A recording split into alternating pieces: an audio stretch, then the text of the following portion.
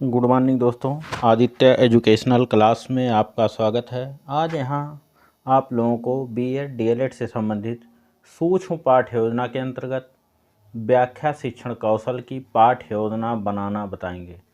सबसे ऊपर हम लिखते हैं सूक्ष्म पाठ्य योजना, उसके बाद व्याख्या शिक्षण कौशल या स्पष्टीकरण शिक्षण कौशल।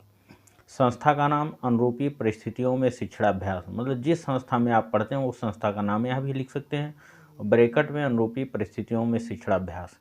छात्राध्यापिका का नाम, जो नाम आपका होगा नामांकित करेंगे। दिनांक 11/2/2023, कक्षा 8, वर्ग बी, विषय विज्ञान, चक्र दूसरा, अवधि 6 मिनट। प्रकरण यहाँ है वायुमंडल की परतें। उसके बाद व्याख्या। वायुमंडल किसी ग्रह के चारों तरफ पाए जाने वाले वायु के घेरे आवरण को कहते हैं। अतः पृथ्वी के चारों ओर पाए जाने वाले वायु के घेरे को पृथ्वी का वायुमंडल कहते हैं। वायुमंडल की मुख्यतः 5 परतें होती हैं: क्षोभ मंडल, समताप मंडल, मध्यमंडल, आयन मंडल, बहिर्मंडल। क्षोभ मंडल की ऊंचाई पृथ्वी की सतह से 18 किलोमीटर, समताप मंडल 18 से 50, मध्यमंडल 50 से 80, आयन मंडल 80 से 400, बहिर्मंडल 400 से 500 किलोमीटर या उससे अधिक। क्षोभ मंडल में सारी मौसमी घटनाएं होती हैं, इसीलिए इसे संवहन मंडल कहते हैं। समताप मंडल में तापमान लगभग समान रहता है, जिसकी वजह से यहाँ मौसमी घटनाएं नहीं पाई जाती हैं और इसी वजह से वायुयान इसी मंडल में उड़ाई जाती हैं। मध्य मंडल वायुमंडल की सबसे बीच वाली परत है। आयन मंडल में सूचना तरंगों को परिवर्तित करता है, इसी कारण यहाँ संप्रेषण स्टेशन स्थापित किए जाते हैं। बहिर्मंडल में हाइड्रोजन और हीलियम गैस सबसे अधिक पाया जाता है। यह मंडल वायुमंडल का सबसे बाहरी मंडल होता है। एक ओजोन मंडल से या परत से सभी परिचित हैं, जो हमें सूर्य से आने वाली परावैंगनिक किरणों से हमारी रक्षा करती हैं। यह परत समताप मंडल में पाया जाता है। ओजोन परत की मोटाई नापने की इकाई डाल्सन है। अब यहाँ प्रश्न पूछे गए हैं, वायुमंडल की कुल कितनी परतें होती हैं? तो 5 परतें होती हैं। दूसरा, ओजोन परत की मोटाई मापने की इकाई क्या है? ओजोन परत की इकाई मापने की इकाई डाल्सन है। उसके बाद स्पष्टीकरण शिक्षण कौशल की निरीक्षण एवं मूल्यांकन तालिका। क्रम संख्या, स्पष्टीकरण शिक्षण कौशल के घटक, मूल्यांकन तालिका, न्यूनतम अधिकतम।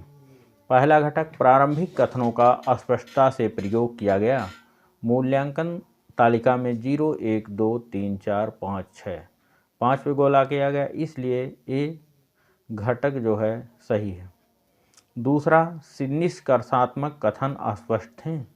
मूल्यांकन तालिका में 0, 1, 2, 3, 4, 5, 6। तीसरा, भाषा में प्रवाह था। मूल्यांकन तालिका में 0, 1, 2, 3, 4, 5, 6। चौथा, उपयुक्त शब्दों का प्रयोग किया गया। मूल्यांकन तालिका में 0, 1, 2, 3, 4, 5, 6। पाँचवां, कथनों में तारतम्यता थी। 0, 1, 2, 3, 4, 5, 6। छठवां, असंबद्ध कथनों की अनुपस्थिति थी। मूल्यांकन तालिका में 0, 1, 2, 3, 4, 5, 6। सातवां, विचारों में परस्पर संबंध जोड़ने वाले शब्दों का प्रयोग किया गया। मूल्यांकन तालिका में 0, 1, 2, 3, 4, 5, 6।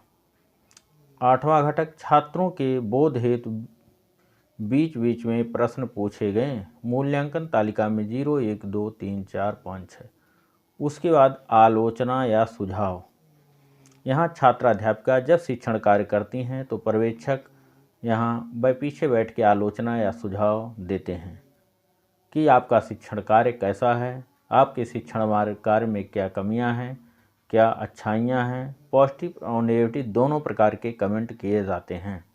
जैसे यहाँ लिखा गया, प्रारंभिक सूचनाएं व्यवस्थित अंकित और सुंदर हैं। आत्मविश्वास ठीक है। रेखाचित्र के माध्यम से छात्रों का ध्यान आकर्षित किया गया। भाषा में प्रवाह था। छात्रों को समझाने का तरीका ठीक है, से छात्र शिक्षण में रुचि ले रहे हैं।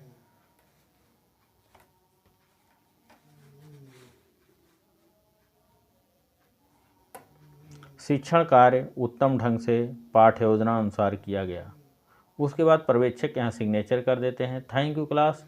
दोस्तों, ये वीडियो आपको अच्छा लगे तो इसको लाइक कीजिएगा, सब्सक्राइब कीजिएगा, अपने दोस्तों में शेयर अवश्य कीजिएगा। धन्यवाद।